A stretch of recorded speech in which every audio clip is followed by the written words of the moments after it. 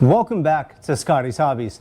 Today I was reading through the news, catching up on current events as I do a lot lately, and I found a story from GM, a press release from yesterday, and it's some pretty good news that I think might be influenced by the waivers or the Biden-era waivers being rescinded with these CRAs that are going to be happening soon. I think that has a huge effect on the news that GM released yesterday. And I'm going to let you know about that news right now in this video. Please hit that like button right now, subscribe, hit the ring bell, and check out the video library for a ton of automotive helpful DIY videos and the videos on emissions deregulations that could be potentially happening.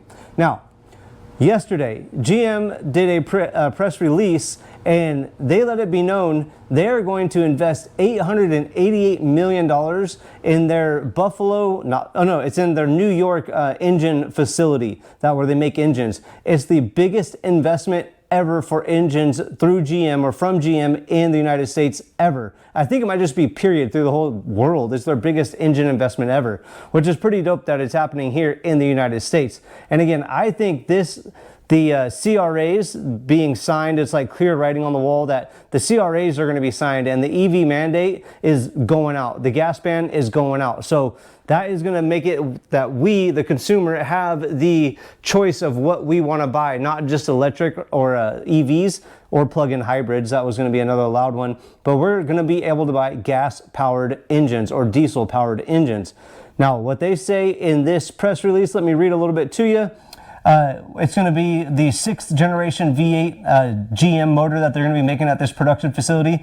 These engines are going to be going in the 2027 year model GM vehicles. And this is a little bit what they say. This new generation of engines is expected to deliver stronger performance than today's engines while benefiting fuel economy and reducing emissions. New combustion and thermal management innovations are a key factor to driving these improvements. There's a lot more to it, and there's going to be a link in the description below to the full story.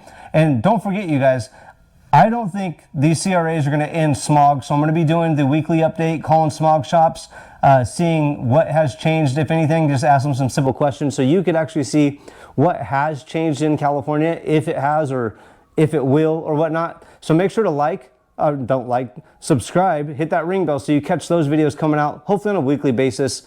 The CRAs, I thought they were going to be signed last week or this week on Monday. But they're still not signed, so I'm not sure if there's really a point of calling a smog shop this week, but we'll see. If I need some content, I'll go ahead and make a call. But as it is right now, nothing's changed in California. But like I said, this is, I feel like, a benefit to the EV mandate is seeing investments in the United States or American-built motors. It's a good sign. If you haven't done so yet, hit that like button, subscribe, share, check out the video library. Thanks for checking out Scotty's Hobbies, and I will see you guys on the next hopefully helpful video.